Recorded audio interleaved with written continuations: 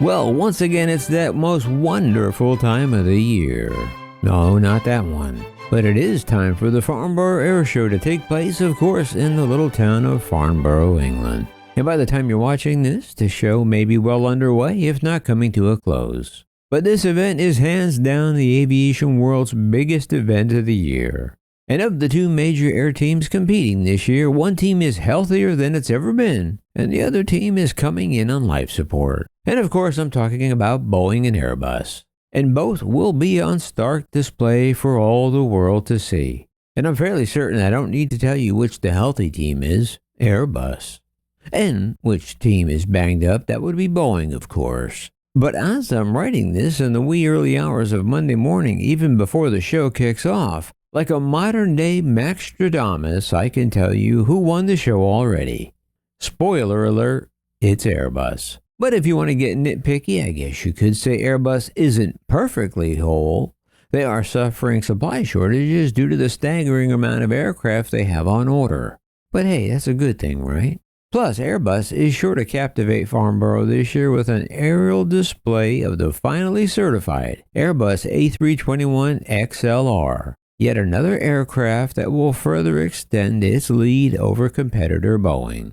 Meanwhile, as for their banged-up opponent Boeing, as our friend Dominic Gates at the Seattle Times puts it, well, Boeing is in the throes of a reputational crisis and has dramatically shrunk its participation in the airshow this year. And although Boeing announced a major order from Korean Air at Farnborough 2024 for 20 777-9s and 20 787-10s, with options for 10 additional 787-10s, the deal was already done months ago. But still, it's a nice deal for Boeing to be sure. But Korean Air's aerospace division currently supplies components for the 787 program, including the unique rake-tip wings. Korean Air also produces parts for a number of Boeing airplanes, including the 737 MAX, the 767, and the 777. So they have a vested interest in Boeing, especially in the 777. But it's an order nonetheless. But getting back to Boeing's lack of presence at Farnborough 2024, Boeing said it had reduced its presence at Farnborough this year to focus on strengthening safety and quality, and delivering airplanes back home.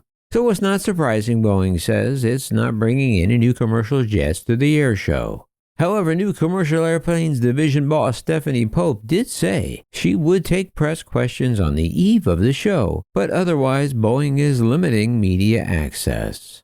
Meanwhile, Airbus CEO Guillaume Faury gave an advanced interview to Aviation Week in an issue the site has published before every European airshow for 18 years now. However, outgoing CEO Dave Calhoun pulled out of his interview at the last minute. Okay, well, we'll file that under no comment. But that no comment prompted Aviation Week editor-in-chief to write a frustrated editorial on Boeing's leadership vacuum and the company's decline from an American industrial jewel to a punchline for comedians. But with nothing to say on future strategy, Boeing still hoped to announce some 787 and 777X wide-body jet orders this year, and they did just that on the first day of the show. However, at least one Boeing boss was talking before this year's show. Last month, at a pre-Farnborough press briefing in June, Boeing Senior Vice President Elizabeth Lund focused solely on Boeing's many current crises and recapped the efforts to prevent another random quality lapse that can cause an in-flight scare like the Alaska fuselage blowout in January. Lund said she feels very confident that it will not happen again. And Boeing still has a handful of fans in the aviation world. Andy Cronin, CEO of leading airplane lessor Aviation, said in an interview at Aviation's version of a Super Bowl party that based on recent conversations with Pope and her team, he's been positively surprised at her drive to improve the company's culture. They're doing the right things, Cronin said, and we think they will get there. But he added, with the CEO transition, this creates a pervasive uncertainty. He said that until a new CEO takes over, Boeing is paralyzed, unable to lay out its future direction, but he concluded that we're keen to see the transition announced as soon as possible. Okay, so now let's check on the sideline of the winning team where it's all puppies and rainbows for Airbus. As post-pandemic demand for air travel continues to soar despite supply chain challenges, Airbus's target is still to increase the A320 jet family production from 45 a month now to 75, though it just pushed that goal out from 2026 to 2027. Also, as I mentioned, Airbus is anxiously awaiting the arrival of their newly certified A321XLR, which should begin service between Boston and Madrid this fall. And the XLR is primed to add to Boeing's nightmares, as it can fly farther than Boeing's out-of-production 757, and could potentially change air travel on the transatlantic and other medium-haul routes.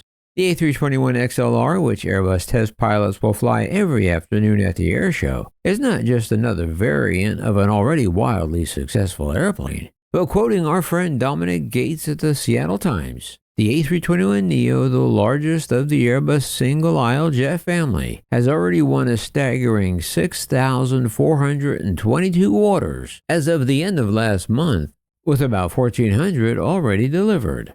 However, unfortunately for Boeing, the A321neo's success rests largely on the lack of Boeing's competition to match it. Sure, Boeing has a stretch version of the MAX 10 that's a similar size, but it has a much shorter range and won't be certified to fly passengers until 2026 at the earliest. However, our friend aviation analyst Richard Abilifa says that the A321neo is the biggest and most capable single-aisle jet you could buy, and in the absence of Boeing doing anything even remotely in the segment, it's very compelling. Of course, Boeing wouldn't be in this mess if they built their NMA in the early 2000s, but it was the Airbus Neo surprise arrival that changed those plans and caused Boeing to build a MAX, and the rest is history.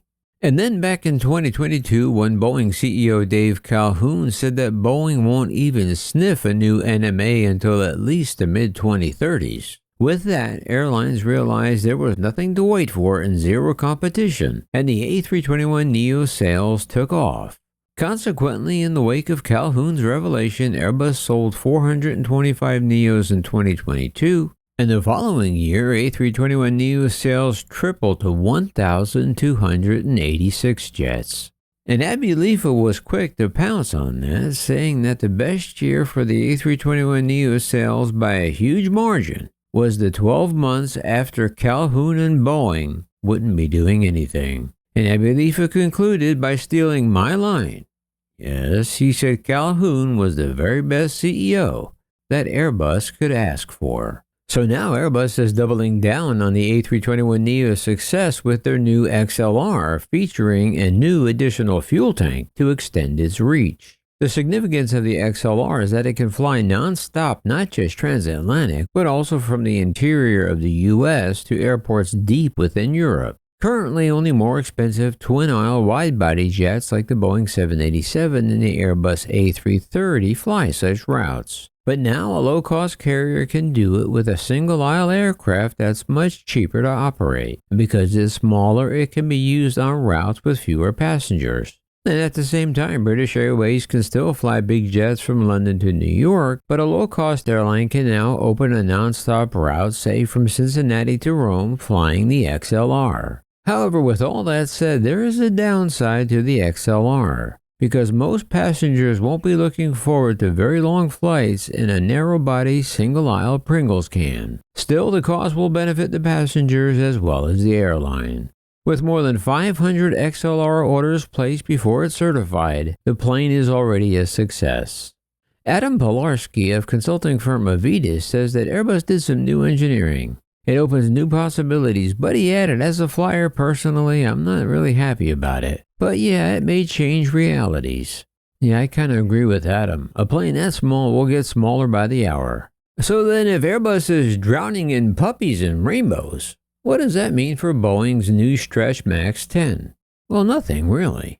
That is if they get it off the ground. But once certified, Boeing should do just fine because Boeing has already sold more than a whopping 1,000 of them. For airlines that want a bigger jet but don't need it to fly longer routes than transcontinental, it makes perfect sense. As a matter of fact, longtime Boeing customer Alaska Airlines sold off the A321neos it inherited from the 2016 merger with Virgin America and is all in on the MAX 10. Well, that must have been before January 2024.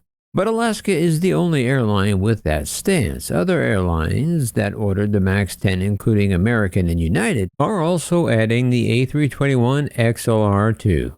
And with that will end this version of Maxstradamus Presents 2024 Farnborough Airshow Prognostications. But if any more news breaks from this year's Super Bowl of aviation, I'll be sure and bring it to you. Until then, as always, thanks for tuning in. And until next time, this is Maximus.